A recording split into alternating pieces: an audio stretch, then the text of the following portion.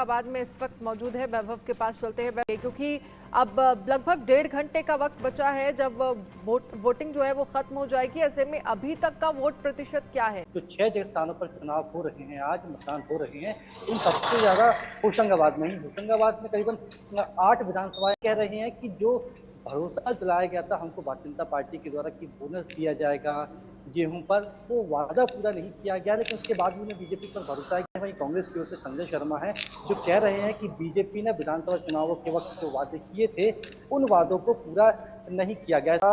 आप भोपाल यहीं से होशंगाबाद से आपने वोट डाला, तो क्या मुद्दे रहेंगे आपके वोट डालने को लेकर? सारी है, गरीब लोगों को बहुत हर चीज जी। गहलोत जो कि कांग्रेस से उम्मीदवार हैं, क्या कुछ कहा गया वैभव गहलोत की तरफ से? हमारे संवाददाता ने खास बातचीत की। आपसे सवाल करना चाहेंगे, किस तरीके का रुझान देखने को लग रहा है? क्या लग रहा है आप सुबह से बूथ टू बूथ घूम रहे हैं? शानदार रुझान है। मैं जैसे पहले भी कह चुका हूँ कि 20 साल से बना रखा है कि निश्चित तौर पे हम कांग्रेस के प्रति सर 2014 में भी यहाँ से कहीं ना कहीं दावे कैंपेन की, अब उसका कहीं ना कहीं आप आज सुबह से हम देख रहे हैं सर बूथ टू बूथ घूम रहे हैं कि किस तरीके का लोगों का रेस्पॉन्स? में पहली बार तो हुआ नहीं कि सामने सर लुम्बा राम जी है, उनको किस तरीके से देखते हैं प्रत्याशी के तौर पे? ये तो आपको खुद मालूम पड़ेगा। कोई रेलगाड़ी नहीं, कोई दूसरा बड़ा काम नहीं लाए, कोई राष्ट्रीय राजमार्ग नहीं, कोई नेशनल हाईवे नहीं, तो जनता मानस बना चुकी है कि कांग्रेस का यही है, मारवाड़ी है। एक सर हमने आपके कैंपेन के दौरान एक गाड़ी भी देखी थी, वो गाड़ी के बारे में आप ही बता दें। प्रगति की गाड़ी?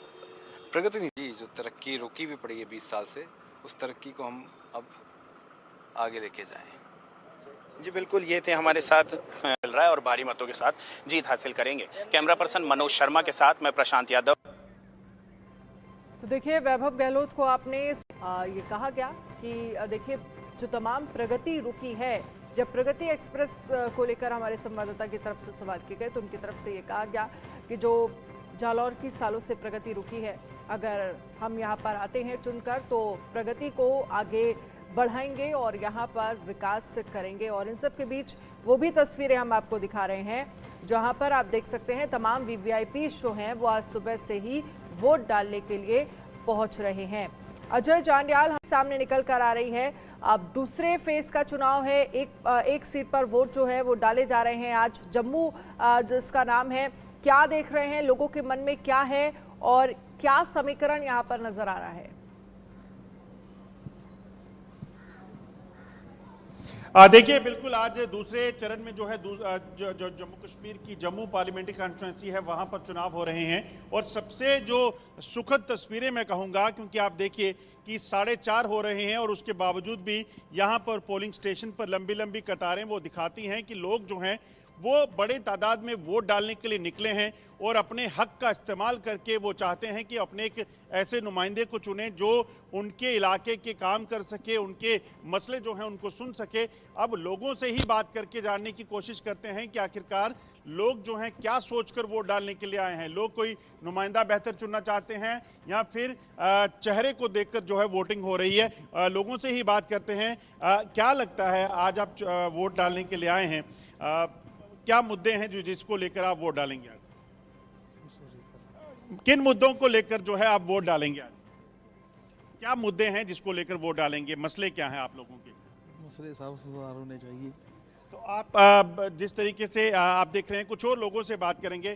सर क्या लगता है क्या इश्यूज हैं पार्लियामेंट इलेक्शन के जो इस बार जम्मू कॉन्स्टिट्यूंसी में आप जिसको सोचकर फिर वो भी सरकार बनेंगी जिसकी वो इंडिया के लिए काम करे, देश के लिए काम करे? कुछ और लोगों से बात करते हैं, जानने की कोशिश करते हैं कि कैसे मुद्दे, क्या मुद्दे जो हैं जिनको लेकर वो वोट डाल रहे हैं। आपको क्या लगता है किन इश्यूज को लेकर आप जो है वोट डालने के लिए आज आए हैं? देखिए मुद्दे तो काफ़ी हैं। एक तो नेशनल सिक्योरिटी है, अनएम्प्लॉयमेंट है, आपकी इकोनॉमिक डेवलपमेंट है, ये काफ़ी मुद्दे हैं। लगता है कि 10 सालों से जो सांसद थे उन्होंने वो काम किए जो आप समझ रहे थे कि करने चाहिए थे? देखिए ये नेशनल लेवल की इलेक्शंस हैं तो इसमें तो नेशनल लेवल के बेसिस पे हमें सोचना है। तो क्या आप प्रधानमंत्री का चेहरा देखेंगे या देखेंगे कि नुमाइंदा भी अच्छा होना चाहिए? दोनों चीज़। आपको क्या लगता है इश्यूज क्या हैं? हम अच्छी डायरेक्शन में जा रहे हैं, इकोनॉमिकली फाइनेंशियली स्ट्रांग हो रहे हैं, यही जो रीजंस हैं इसकी वजह से दूंगा जो। यंगस्टर्स के लिए क्या लगता है कि यंगस्टर्स के सामने जो वोट डालने पहुंचे हैं, क्या सोचकर उनको देखना चाहिए, क्या चीज़ें मैटर करती हैं इसमें? कि स्ट्रैटेजीज़ क्या हैं गवर्नमेंट की, मतलब यंगस्टर्स के लिए कितनी अच्छी हैं, बस यही चीज़ें देखनी चाहिए। अब कहीं ना कहीं लोगों के दिमाग में एक चीज़ बड़ी क्लियर है कि कोई चाहता है कि देश आगे बढ़े, देश की सुरक्षा जो है एक अहम मुद्दा है, और उसके साथ साथ लोग इस चीज़ को लेकर भी जो है वोट कर रहे हैं कि आखिरकार डेवलपमेंट जो है वो किस तरीके की हो। कुछ लोग यहाँ पे वोट डाल के आए हुए हैं, उनसे भी बात करने की कोशिश करते हैं कि आखिरकार उन्हें क्या लगता है कि क्या अहम मुद्दे हैं। मैम, आप वोट डाल चुके हैं अभी? हाँ जी, डाल दिया जी। क्या लग रहा है, क्या इश्यूज हैं जिसको लेकर आपने वोट डाला है, जिसको देखकर आप अपना जो candidate? Health policies, overall infrastructure growth, I think everything. Sitting जो मेंबर पार्लियामेंट 10 साल से हैं, लगता है उन्होंने काम किए हैं या कुछ और चाहते हैं, कई चीज़ें जो है नहीं हो पाई हैं? नहीं, किया भी बहुत है और करने वाला भी बहुत है अभी, अगर चाहें तो बहुत कुछ कर सकते हैं अभी और भी। तो आप समझ सकते हैं लोगों के दिल में अलग अलग तरह की धारणाएं हैं। लोग चाहते हैं कि काम जो हैं उनके वो हों, और उसके साथ साथ काफ़ी ऐसा काम है। जम्मू कश्मीर की अगर बात करें तो लगातार पिछले कई दशकों तक आप देखें तो टेररिज्म और पत्थरबाजी, बंद कॉल, जो ये सारी चीज़ें जब लोगों ने देखी हैं तो उसके बाद लोगों की इच्छा ये है कि कई सारी चीज़ें बदलनी चाहिए, काफ़ी काम होना चाहिए। कई एक्सपेक्टेशंस लोगों की पूरी हुई हैं, मगर कहीं ऐसी भी हैं जिनको अभी तक एड्रेस नहीं किया गया है, तो लोग उसको भी नज़र में रखे हुए हैं। लेकिन अजय, इस बार का जो चुनाव है वो अपने आप में बेहद खास है। 370 हटने के बाद जिस बात का जिक्र बार बार बीजेपी करती रही है कि कितना विकास जम्मू कश्मीर में हुआ है, और पिछले साल की बात करें तो सबसे ज़्यादा टूरिस्ट जो है वो जम्मू कश्मीर पहुंचे हैं, जिससे वहां पर रोजगार जो है वो लोगों को मिल रहा है, और कैसे जो एक वक्त पर पत्थरबाज हुआ करते थे वो अब रोजगार की तरफ आगे बढ़ रहे हैं। तो एक तरह से इन 10 सालों के कामकाज को ध्यान में रखकर लोग जो है वो आज वोट कर रहे हैं, और एक ये बड़ी तस्वीर एक तरह से जो जम्मू कश्मीर की बदली है वो लोगों के मन को कहीं ना कहीं एक तरह से कह सकते हैं कि ये बताती है कि भाई आप 370 हटने के बाद कितना बड़ा बदलाव जो लोग वहां पर रहते हैं वो महसूस करते हैं। बिल्कुल आपने ठीक कहा। इसी चीज़ पर लोगों से भी जानेंगे, क्योंकि दफ़ा 370 टूटने के बाद कई सारे लोग हैं जो मानते हैं कि 370 टूटी है, उसके बाद कई सारी चीज़ें बदली हैं, पत्थरबाजी, अलगाववाद, बंद कॉल्स, ये सारी चीज़ें कम हुई हैं।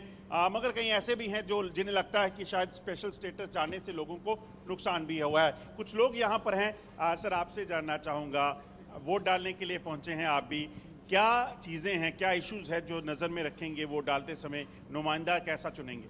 देखिए, हम तो वैसे नुमाइंदे को चाहते हैं, चुना जाए या ना चुना जाए वो बात की बात है। उसको चाहते हैं जो सारी पब्लिक के बारे में सोचे, जो पब्लिक में जो उनकी तकलीफ़ें हैं, जो उनकी प्रॉब्लम्स हैं उनको ठीक करे, और वो जो इनके बारे में सोचे। उसमें करना क्या है? फॉर एग्जाम्पल इस वक्त तो मेजर प्रॉब्लम जो है पावर्टी है, और दूसरा जो अनएम्प्लॉयमेंट का जो मुद्दा बहुत बड़ा है। इस मुद्दे को जब तक हम सॉल्व नहीं करेंगे तो हमारा कंट्री आगे नहीं बढ़ सकता। 370 जो टूटी है, लगता है कि वो भी एक इशू था जिसके बाद लोगों में कोई चीज़ें बदली? बिल्कुल, of course that was also कि वो यही है कि इनकी जो तकलीफ़ें हैं उनको दूर किया जाए किसी वजह से। शुक्रिया। तो कहीं ना कहीं अलग अलग चीज़ें, अलग अलग सोच लेकर लोग जो हैं वो अपने घरों से निकले हैं। कुछ लोग वोट डाल के आए हैं। मैम, आपसे जानना चाहूँगा, क्या लग रहा है, 370 एक मुद्दा है या लगता है कि ठीक है वो हटनी थी, अब और कोई इश्यूज हैं जिसको देखकर आप वोट कर रहे हैं?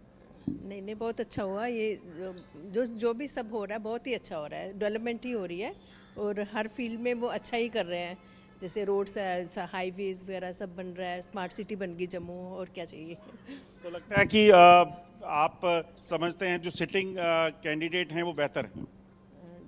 जी, क्योंकि देखिए श्रीनगर में आप देखिए वो वाला माहौल नहीं रहा। अब आप आराम से आ जा सकते हैं। देखिए कितने टूरिस्ट भी जा रहे हैं, वो पहले का समय और आपका कंपेयर करके देखिए।